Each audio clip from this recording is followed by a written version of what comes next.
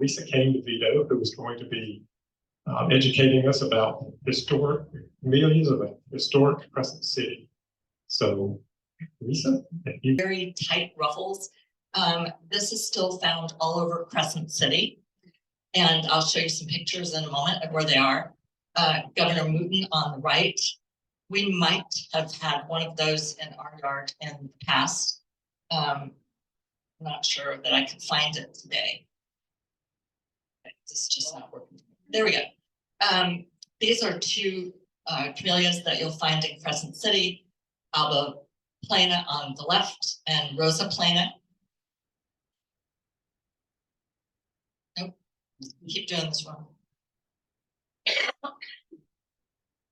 Also, Betty Sheffield and R.I. Wheeler. You named the previous two? I think I did. Yeah. Alba plana and Rosa plana. Yeah. Don't make me go back. Okay, this thing does not like me. There we go. Dr. Tinsley on the left, if you'll notice, it's one of the very elegant ones that has very prominent yellow stamens. And then Lorelei, which is beautifully ruffled. Bigger up one. But stop. Okay. Big butt. And hang on. Yep, okay.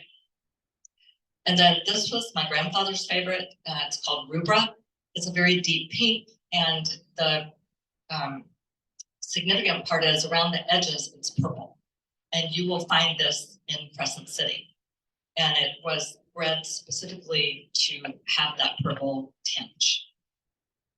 So camellias they grow only in certain places throughout the United States. And if you look at this map of the American Camellia Society, the map depicts where there are significant camellia gardens. As you can see, they grow along the East Coast and also along the West Coast, and they grow in the deep South along the Gulf Coast, and they'll grow in Florida until you get to South Florida, and they don't like that heat. They like a cooler temperature. And they need a well-drained soil. They don't need to have wet feet. And they need, because they make flowers, a significant amount of water. And so just a little bit about camellias in the South. Camellias moved kind of out of the realm of the wealthy. After the Civil War, according to the American Camellia Society, when there was economic devastation in the South and plantations weren't operating, some plantation owners turned to growing camellias as a way to recover financially, because those were desirable in commerce, and they could send them up north where people had money. So, and just to keep in mind, all these places are dots. The American Camellia Society, which was founded in 1945, has established a program called the Camellia Trail in every state where camellias grow and where people qualify. These are significant gardens. Camellias are, and gardens in general, are the subject of a lot of tourism. And if you've probably been to a few gardens in your life. See, so there are 5 Camellia Trail gardens in Florida. One is in the West. It's at the University of West Florida. The picture on your right is McClay Gardens, which is a state park in Tallahassee, Florida. It has acres and acres of camellias. It was started originally as a private home and winter estate by a very wealthy financier, Alfred B. McClay. And this was his winter home. And then eventually the property was donated to the state and became a state park. Also on the Camellia Trail, to the left, there is a camellia garden at the University of Florida. It was founded in honor of apparently a very prominent horticulturist who specialized in camellias at the University of Florida. And on the right is not very impressive picture, but gardens in Orlando, which that went through quite a few iterations. I'm not sure whether that's a 501c3 or open. owned by the city of Orlando. I thought so. I've been there. But thank you very much. So this is Bok Tower Gardens. This is in Lake Wales, Florida, which is in Polk County, and that's about as far south as Camellias Grove. And as well, Bok Tower Gardens was established as a gift to the public by Edvard Bok, who was a very wealthy publisher from up north. He had his winter home there, and beautiful cultivated gardens with azaleas and camellias. Now it's a 501c3 just horticultural center. Sorry. So how did Crescent City's historic district, and I'm going to try to tie these things together. We have a beautiful historic district in Crescent City. We're a National Register historic district. This is our boundary map. I don't know if you can see, but it's kind of Magnolia Avenue on the north, Central Avenue cuts through it, and then it stops right about where Linda Young lives on Orange Avenue. And it's on either side of US 17. Our historic district is comprised of about 200 sites and structures. Both our structures are homes, businesses. Almost every business or building on Central Avenue is a contributing structure, and as well churches. Most of the churches that you see in town are contributing structures. And also we have sites. Eagle Lion Park is a site, and Palmetto Cemetery is a site that contribute to the historic district.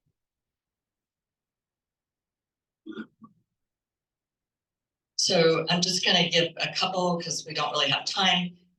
We have a variety of structure types in our historic district. One of the most elegant, this is the Dr. Thomas Seeley House on Palmetto, and I believe it's Palmetto and North Park. It was built in 1885 and designed by prominent Crescent City architect Leonard Eaton. As well, we have Craftsman. This is the Cartledge Preston House, 428 Summit Avenue. I think it's the corner of Summit and Magnolia. Okay, the owner is here. It was built in 1920 and acquired by the Preston family in 1963, although the Preston family has been in Crescent City for generations. Then very, very common frame vernacular. Two examples. One obviously is residential. That is the Marble White House, built 1892 on North Lake Street, and then the Sprague House on Central Avenue. We have many other styles in Crescent City. There wasn't time to put all the pictures here, but I'm hoping we have Preservation Month coming up in May. So you'll have an opportunity to see This Place Matters signs and maybe become more familiar with some of our different architectural styles. So this gardening in Crescent City, as you can see here, there's not any camellias pictured here. This is oak trees and blooming azaleas in Eagle Lion Park.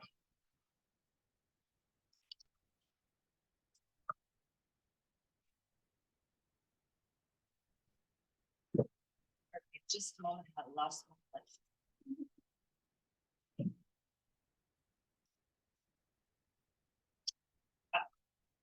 So I guess my point is we had what our friend, the late architect, Jim Stagey, who was a board member of this organization, he called the golden age of architecture in Florida and Crescent City, which was about 1880 to 1940, with the variety of styles, some very plain, some very elegant, all charming. We also had in Crescent City the golden age of gardening, which I alluded to with my grandfather. A staple of Southern gardening is the oak trees, the azaleas, and the camellias. There are other plants, but those are kind of what I call the triumvirate. So we have a legacy not only of the beautiful layout of our town, which was made to be walkable, the beautiful buildings, but also we have our landscaping that was left to us by the people who came before us. Camellias and azaleas are very suited to our climate, to our soils. And very important to the camellias and the azaleas are the existence of the oak trees. They provide both the filtered light and also the oak leaves are acidic and they help the acidic soil that the camellias and azaleas need. And as well, both of these plants are, as I've said before, somewhat freeze tolerant.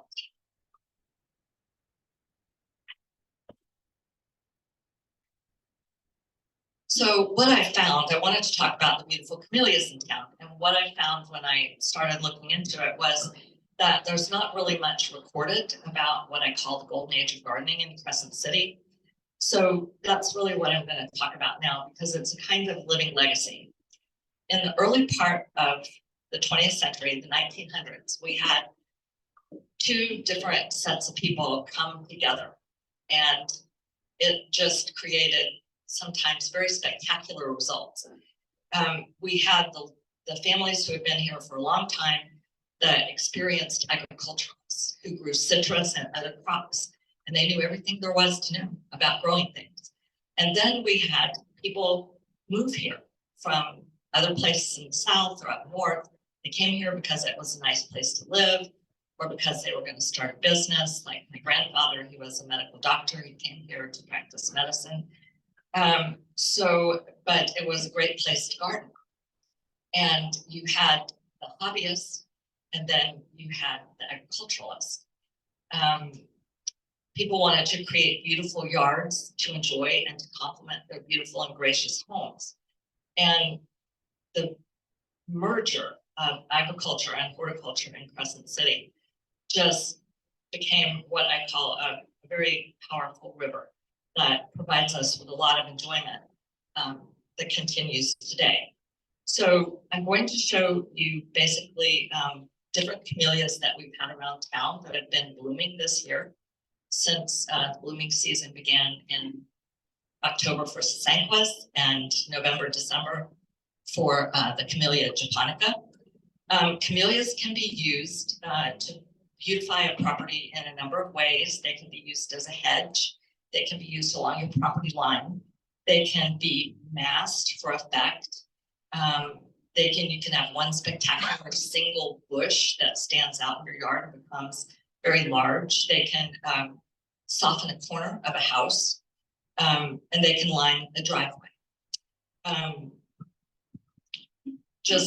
I'm not going to do these in any particular order except by, and also one delightful thing to do, which you may have figured out by now, Camellia japonica is wonderful in the winter to use as cut flowers. You can put them on a plate with their little stem and a little tiny bit of water. You can use them to decorate for parties and even funerals, or you can put them in a short vase. And I know my grandmother told me a story once. My father spent his last year of high school at the University of Chicago, and there was some function up there. In those days, you could ship things by rail pretty quickly. They cut camellias from the yard and sent them up to Chicago for some kind of function somebody was having at the school. And I know Barbara Scholl, who used to be our neighbor, came up desperate a couple of years ago. She wanted to cut camellias for a funeral. They're just, they're a beautiful flower. Once you cut them, if you keep the tip in water, they will stay, and keep them out of, away from a heat then, they will stay for several days. So we have camellias in our public spaces. This is Evelyn Park. Evelyn Park, and I'm going to talk about the person who planted the camellias in Evelyn Park. His daughter is here and provided a lot of material to me to research. This, I believe, is a Professor Sargent that's near the gazebo in Evelyn Park. The park as a whole has 28 camellias, and I'll be showing them at different times. Obviously, here's beautifying private homes. There's a wonderful story. This is the craftsman home of Charlotte Preston, the Cartledge Preston house. Okay, pointing the wrong way. If you'll notice, this is the side yard of the Preston home on the corner of Magnolia and Summit. And if you notice, there's a little archway there. The bush has grown to make an archway. It's probably, what, about 15 feet tall, more or less. And I believe the flowers that you're seeing are the rubra, the deep pink with the purple edges. And again, this is the other side of the Preston home. If you sit on the porch, you have a lovely view of the camellias. And that's the rubra. That's from Charlotte Preston's yard. I was standing below it and I took the picture looking up, so it was backlit by the sunlight. This is the Dr. Thomas Seeley home that I showed you before. The home dates from the 1880s. I don't know who planted the camellias, but they're just, as you can see, they have these magnificent porches. This is the side street, Park Street. And then this is the driveway that goes behind the home. I'm pretty sure those are either Professor Sargent's or rubras, and they are lining the driveway. As you know, that's very traditional when you have a large fancy home to have some kind of shrub lining your driveway. And BJ, if you know the names of these houses, the historic names, feel free to chime in. This is just showing how you can have one large bush in front of your house. This is a house on North Prospect Street, actually belongs to Angela Tischler. This is further south on North Prospect Street. This is the one that I showed you before. I think that's Marianne, what is that called? It's the same. Right, but the actual name, there's pictures on the table. So that one's not among those. that's not, okay. It looks kind of like it is. And then the house on the left, it's not blooming, but you can see how just they have a very nicely trimmed. Their house is a very linear kind of structure, and they have very nicely trimmed camellia out front. And it was beautiful when it was blooming.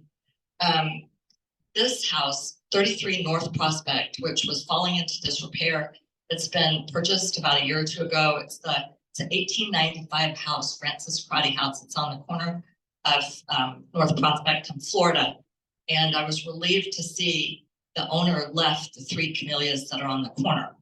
I think the red is the Professor Sargent. But you can see you can see the yellow house in the background. The camellias are on the corner.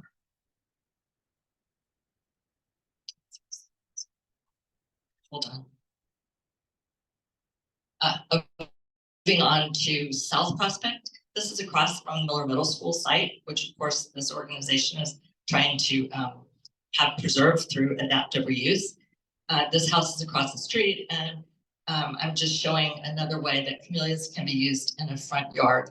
And I think, Marianne, do you think that's Rosa Plana? Looks like it could be, yeah, it's hard to tell. Right, it's just the deep pink. And then moving on further down, this is another way to use camellias in a yard. This is like in a set bed used as a dividing line between the two properties. These are newer houses, but there are a lot of newer houses that have planted the beautiful older plants. Moving further down South Prospect Street, this is an older home, and it's not a great view of it, but you can see the camellias form a straight line, kind of acting as a screen between the sidewalk and the house. And again, further on South Prospect, this is a grouping on the right, a grouping of 3 in Mayor Meyer's yard. And then I think this house used to be Tila Greens on the left, and it has some beautiful camellias that come. This is one of our public spaces. This is North Main Street, the Palmetto Cemetery. This is a Professor Sargent that blooms incredibly every year. It's just 2 different views of the cemetery. It's the same bush. And then further down North Main Street, this is my neighbor, where Mr. Howard Lee lives now. This is the Cheatham House. It's prairie style, built in 1911. And these camellias are in the south front side yard. I really don't know the different kinds. If you look very closely in the right-hand picture, you can see they're variegated pink and white. And okay, John Newbold thinks it's Chandler's Elegance, which is one of the ones I showed you and is on the table over there. Also on South Main Street, across the street, north of This is a historic home. I forget the name at the moment. These pictures do not do it justice. It has camellias dotted throughout the front and side yard. And when the sun shines on the morning or afternoon, it's just breathtaking. And I couldn't resist. This is the same house. You can see that on the right, you can see the camellias under the oak trees. That does not show them blooming. The azaleas are on their north lot. And I just couldn't leave that picture. I'm sorry. It's not camellias, but isn't it stunning? Okay, this house is very familiar to me. This is where Ralph and I live, 108 South Main Street. And on the left is the Rosa Plana in the front. And on the right, that is the view from our back porch and kitchen window. And I'm not exactly sure what that is, but that's one of the deep pink ones with very prominent central stamens. And then this is mainly, well, this shows how my grandfather did this on purpose. You can plant your azaleas and camellias or anything else you have to make a beautiful view from the interior. On the left is the view from our sunroom. When you look out, when that's the Sasanqua, you see the Sasanqua. There's also azaleas that you can see from the sunroom. And then that's the view from our back door. You can see all the way down to Lake Stella. And during blooming season, it's just a big mass of pink when you look out your windows. So that's a way that you can plant. This is a close-up of a couple of ours. And again, I just wanted to show in the Eagle Eye, there's 28 camellias. There's the gazebo on the right. On the left, from the north end of the park, those really tall bushes on either side of that walkway are camellias. Some people don't realize that. And this is very typical to see in a garden like McClay Gardens or Luke's. They love to make pathways out of them. And so it's just a very unique feature. I think the bulk of the camellias in the park, they're probably about 18 or 19 in those pathways. And sadly, a couple years ago, one of the park camellias died. And this is a close-up. I'm not really sure what they are. The ones around the gazebo tend to be Professor Sargent. These might be Rosa Plana. And moving on down the street, oh, the one on the right should have been taken out. Sorry, that was a mistake. The one on the left, that's on South Main Street in the 200 block. That was a home that belonged to the Reynolds family. I think it was actually built by them. And that one little bush on the side there is one remaining camellia. And just something very, also one of my favorite views, this is Mathis Park on Lemon Avenue. And you can see there's a blooming camellia on the left. The park also has azaleas. Pine Street. The owners of this house are here, Don Brown and Jean Bowerman. They moved here a couple of years ago. They did not know it when they purchased the house, but this house has more camellia bushes on site than I think any other property right now in Crescent City. I think, Don, you said 22? Yeah, we had 22, we bought 3. We have 25. Right, I will never catch up. So this bush is in the front of the house of Professor Sargent. It's kind of softening a corner there. This is not a very good picture, but I had to take it because the bulk of their camellias are in the back and they're just massed. It's like a huge semicircle. You would have to have a wide angle lens to get all of it. And when you're there in person and they're blooming, it is spectacular.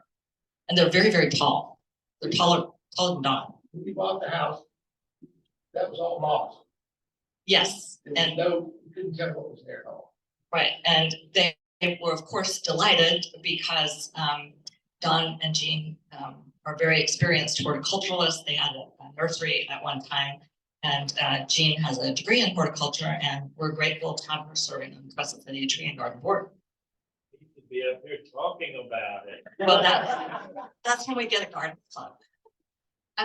So this is further down Pine Street. This is the Brierley's house named Camellia Cottage. And I just wanted to show, you can have the camellia bush to soften the porch. And then this is their driveway. In the back, they have, I don't know, they might have more camellias than Don Brown. I'm not sure. They have a lot back there. We'll have to count. Nobody's going to catch up, but you can see the lining the driveway. this is very south end of our historic district, showing just very large camellia bush on the right in front of the historic home there. It's huge. Linda, how tall do you think that bush is? That's what I thought. This is Linda Young's yard. And the healthiest camellias in town that I have seen belong to Charlotte Preston and Linda Young. They are very healthy bushes. And I think we need to have a couple of contests. One is who has the most, one who has just the most bushes, one who has the healthiest. There's someone in town, his house is coming up. Oh, this is really sad. This is a house where there were beautiful camellia bushes in the front yard.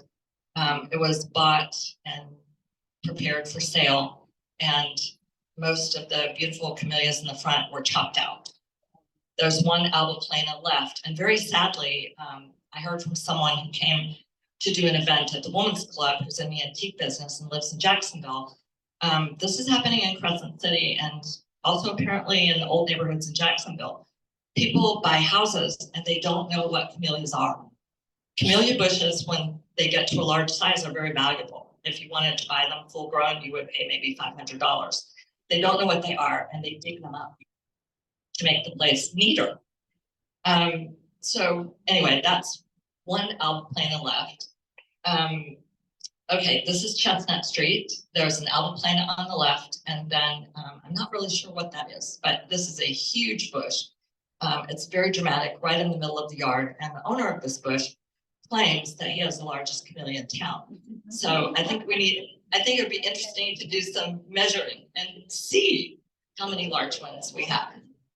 So, and another thing that I wanted to talk about is not only how you can use, how camellias have been used in landscaping in our beautiful town, but I wanted to talk about the people who got all this started. So thanks to Sharia Register and also documents that I found at my house, I learned a long time ago that Crescent City at one time had a garden club. Right, and the picture that I'm showing you here is, Cherie, that's South Park, right? Where the nursing home was? Where are you, Cherie? Okay, so this picture of South Park, it's where the nursing home now is on Lake Crescent.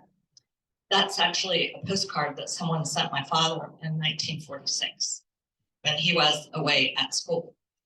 And I know because the date is there. And the South Park was the site of a native plant garden activity by the Crescent City Garden Club. Hold on, I'm losing my train of thought and my place.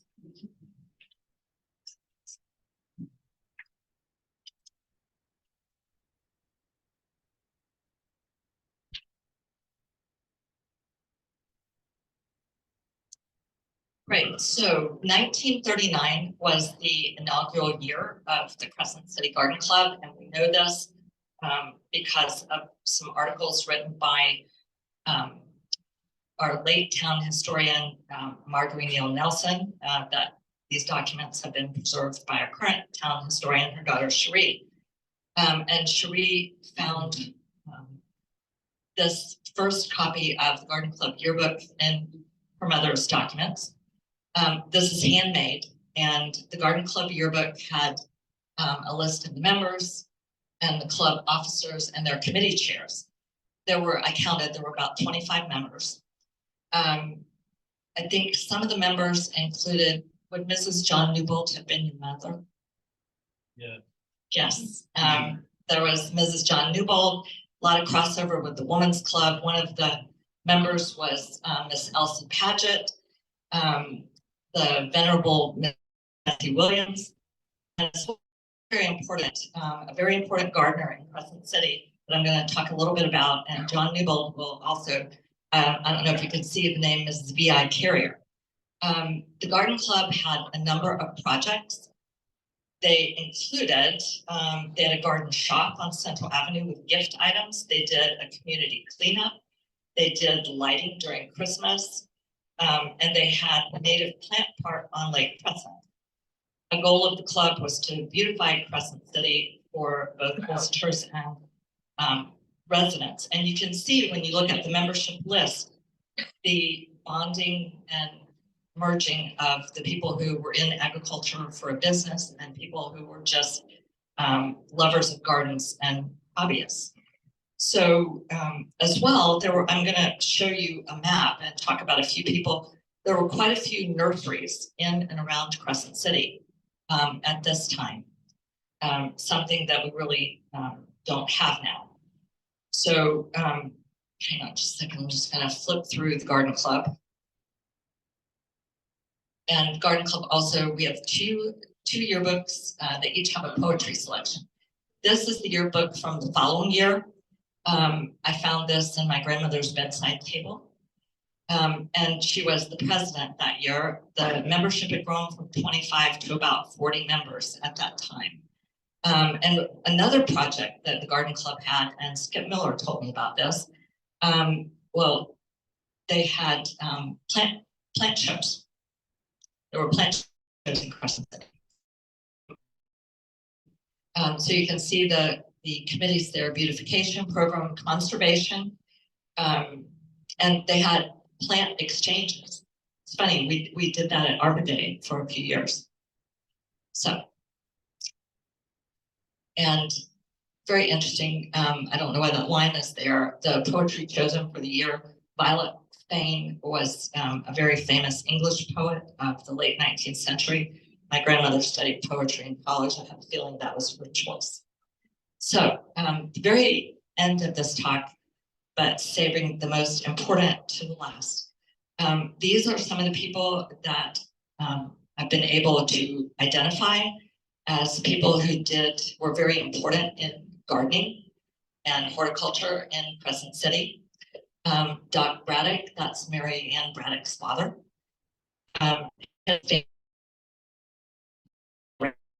In agriculture, not agriculture and citrus, cattle and citrus, sorry. And also had a nursery on the west side of Lake Stella. Is that correct, Marianne? I got that right, okay.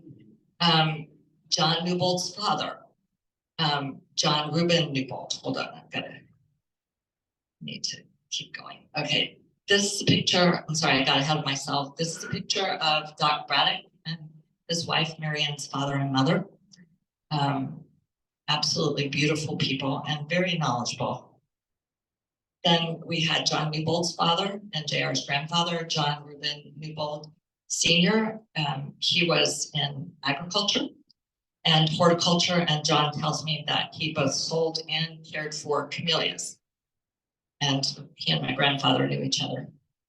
So then, this is just amazing. My father talked to me about a beautiful place south of town that he referred to as Carrier Place. And talking with John Newbold and Mary Ann Braddock, apparently there were two brothers, Will Carrier and Victor Carrier, and they both had beautiful properties south of town between Old 17 and Denver Road on the south side of Junction, where they cultivated camellias. I don't know too much more about them, but I know that my Uncle Barney, Mary Ann Braddock, and John Newbold both have memories of going to visit the Carriers at their homes and just being amazed by their beautiful gardens. Thanks to Skip Miller, I don't know who owns this property now, but Skip Miller took me out there one day. This is one of the Carrier properties located off of Carrier Road. It's got a huge driveway. This is what I call the park that you drive by before you get to the house. There must be 50 or more camellias there, and they're huge, and they look very healthy. It's just amazing.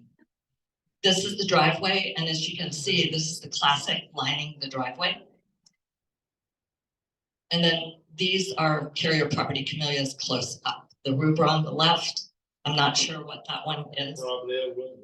Okay, and then another just closer up. So I wanted to talk a little bit about the Preston family, who Charlotte has this beautiful house on Summit that's surrounded by camellias. There's a wonderful story there for this craftsman home that Charlotte's father bought in 1963 with his second wife. The camellias for the home were bought by his aunt and uncle, Carlos and Peggy Preston, as a wedding gift, 6 of them. It included 2 rubras and a pink perfection. Charlotte's father, Edward, was born in Crescent City in a house on Vernon Avenue, across from where the Circle K is now, that apparently did not survive. He owned a store on Central Avenue, sold mercantile and dry goods, including work clothes for agricultural workers. Charlotte's aunt, Peggy Preston, was a very beloved teacher of high school English at Crescent City High School. And they've been a family of devoted gardeners for generations, which explains why everything in her yard looks great. And a few pictures. This is Charlotte Preston, which grandmother? Great-grandmother. Right, this is Charlotte's father, Edward Preston, and you can see his Purple Heart. This is a surviving piece of furniture from the Preston family from when Charlotte's father was young, that folded out that he slept on. And then someone that I didn't know anything about, this is courtesy of Marianne Braddock, apparently a nurseryman here in Crescent City named Frank Rhodes. He had a nursery very close to where the U.S. Post Office is now, where the little blue house that's next door originally was. And by the way, I've marked, if you want to see it afterwards, I have marked on a map where some of the people I'm talking about had their nurseries. And you can see within the city limits, there were quite a few quite close together. So feel free to come and look at my little scratching map. Very important. Sorry, that's sideways. Donnell Wilhite and her sister provided these documents to me. Donnell Coward Wilhite, this was her father, Don Coward. And in addition to working in many capacities for the city of Crescent City, he was both police chief and fire chief. Did I get that right, Don? And he also took care of, at a later time, some of the city properties and gardens, including Eveline Park and Mathis Park. He and his wife had a nursery and garden store. As you can see, the check says Coward's Garden Store. And I have a copy of the check on the table back there. You can see the historic logo of the People's Bank with Big Bass leaping. My grandparents had checks like that, and probably a lot of other people, but there's a copy back there.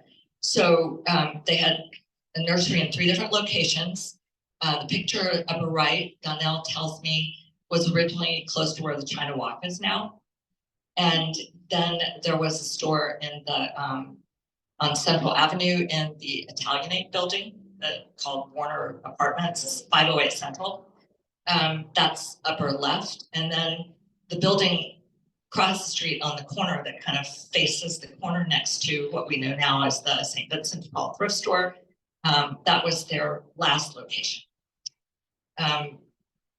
Just amazing. And Donnell has a recollection. We cannot place it as to decades. She thinks maybe the 60s, but Marianne Braddock and I think 40s or 50s, that it was Mr. Coward who planted the camellias in Eveline Park, and maybe the azaleas that used to be there. Okay, so more picture of the nurse. And then these are wonderful pictures of Mr. Coward on mower. I think that might be Eveline Park. And then that was his delivery truck for his business. And I do want to say there's some wonderful newspaper articles about Mr. Coward. They're on the back table. His family came here after the Civil War, first to the Fruitland area, then here. Mr. Coward was actually born in a farm they had on what we call the Point or Breezy Point across the lake from many of us. He was born in a house there in about 1910. And there's a lovely picture of the time he retired. And he was very active, his whole family, in the Methodist Church here. So, okay, and I did that. So lastly, a hobby gardener was my grandfather, B.E. Kane. It's a picture of my grandfather with his 4 sons, Wilton, Jean, Barney, and Wade. They bought the house that we're in now in 1941. And when the boys were young, they helped him with the gardening. He never really did have any hired help. When he wasn't practicing medicine, he was out in the yard. This picture on the left is the sign that was on our front door. B.E. Kane, MD, it gave the hours. And I just had to include a copy of this letter that was addressed to my grandfather from a nursery. He was always buying plants. And I found this in a drawer years ago, and I thought it was so typical of him. It's correspondence about could they have a certain kind of tree. And I think he did a lot. And this is a picture of the backyard as it looked during my grandfather's heyday. And you can see on the, I don't know if you, well, on the left, you can tell there's dogwoods. Those were destroyed by a blight or something, but I hear that you can plant them again now. What was it? Okay. And those are Dr. Kane's Camellias. So at this point, I'm just going to share with you, I have the map here of where nurseries were. We have pictures of many varieties, the older varieties of camellias provided by Marion Braddock. And on the table to the left, there are some of the pictures that I showed to you, mainly about Mr. Coward. At this point, John Newbold is going to talk and tell you more in depth about the people who were very significant in gardening at a certain time in Crescent City. Somebody would hold the mic for me, and we could turn the light up. Can everyone hear me? Yeah. Do I need the mic? Okay. When you talk about camellias in this area, you need to talk about Will Carrier. Now, all of the camellias in the area did not come from his collection, but many of them did. He was on a lake out on the north side of town. There were swans in the lake. He was a collector of antiques. My father was, and Nancy's father were partners, and they were in the caretaking business. They took care of citrus. That was the way they made a living. But my father had an affinity for camellias. I'm going to tell you where it started. When he was 12 years old, his mother died. He was the second of 9 siblings. In those days, the body was displayed at home. He went outside in February, picked a albaplena branch and put it in her hands. After that, he had this great affinity for camellias. Once he became the caretaker for the great estate of Will Carrier, he had a collection of camellias. There was more than one nursery in Crescent City. Doc Braddock had a nursery.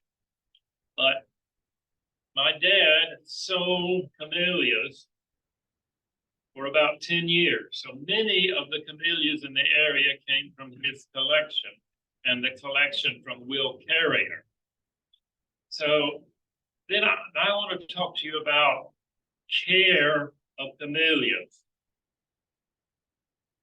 They love soil that is deep rooted. In other words, anywhere an orange tree would grow, a camellia will grow. They don't want to be in wet ground. They will not do well. They need shade. They don't need deep shade. If you have real deep shade under oak trees, they'll grow, but they won't do as well. They can stand morning sun, but not the hot western sun. They do well under pine trees. They like high shade. They want acid soil, 6 to 5.5. Now, the many great collections disappeared because people sold their houses and the next person didn't know what to do with them. They are tolerant of water. In other words, they can do well without water, but they can't do well with no water. They have to be watered if it's a drought season, like right now. Right now is not a great, there's not much rain right now. If you have them and you don't have irrigation, they should be watered about an inch a couple of times a week. If you let go back, no, they'll die. That's what happens to many collections around Crescent City. Okay, they're easy to propagate. You just cut off a stem about 4 and take off these, and it'll root. They do have seeds. Once in a while, they have seeds. Every seed is a new. Most of them, I can't use that word. Most of them, well, I'll say it anyway. Bastards. They're not good. But many, once in a while, a seed will come up and it'll be wonderful. So if you see it, it looks like a little crab apple. If you see that, let it mature, plant it, and you'll get a new camellia. Now, you can buy a camellia for as little as $20. Lowe's, Home Depot, and many nurseries. They're easy to grow. I recommend you try it. Buy a Sasanqua to start with. They're easiest. And then 2 or 3 others. But be sure and put them in a shaded area. I'll talk about my dad cared for the great collection.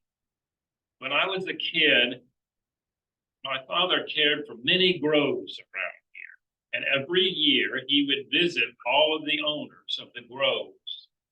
And he was a people person. Charlie, he was not a people person. So my dad did all the visiting, and I went with them.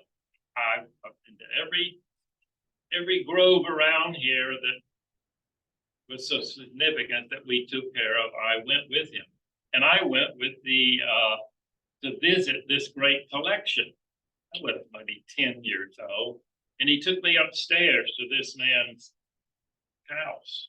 They had a small area for living, but the interior of the house was like a museum. Downstairs, everything was devoted for the care of the collection, all of the equipment. Now, he had a son who, unfortunately, as a youngster, had been shot by 22, and he was somewhat handicapped, but he helped care for the collection. So you learned a little bit about the history of what happened here in Crescent City and how it was propagated. As a kid, on Sunday afternoon, we sold camellias for 10 years at our house. I helped my dad burlap and ball each one of those plants. And my dad and Dr. Kane had a great relationship. Dr. Kane insisted that you could graft the camellia onto a magnolia. He said they're the same family. My dad tried it 50 times. And it came close. Dr. Kane said, I know it will work.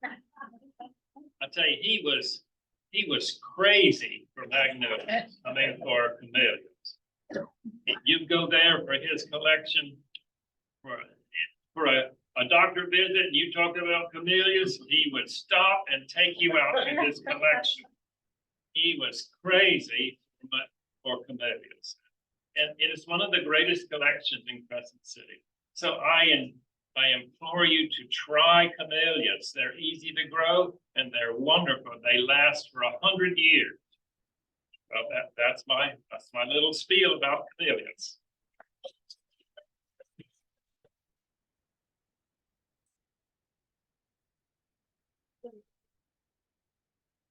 I think Cherie is gonna close it. JR had to leave. Does anybody have any questions that they can ask either Lisa, Donnell, Marianne, Camellias? Does anybody can ask me, because I don't. I have one, and I think it's one of the Japonica species, and I've had it in the yard for probably good 30 years. And it's, nice and big, taller than me now, but every year it buds out beautifully. And then before all the buds can bloom, they kind of dry up and start falling off. I mean, I get some flowers, but not the quantity that should be, that are budding. So Is the area irrigated? it is not. So you think it's a water issue? I think it's a water issue. Okay. Need a water. Thank you. Fine, too. Okay. And unfortunately, it's getting hotter. We have an old yard, but we've lost trees. So some of the camellias aren't getting as much shade. And I don't water mine as much as John said. He said it's inch a couple of times a week. Sadly, I have buds, and if they don't get enough water and it's really hot, they just burn. One thing I did not say, camellias should be fertilized. They don't need much fertilizer. You go to the store and you get one bag of camellia azalea fertilizer, 1 cup to a 10 by 10 space, at least once a year, twice a year preferably. Now Nancy says hers look beautiful and she doesn't fertilize them at all. Well, she's blessed. But they do need fertilizer. Let's give Lisa and John a hand.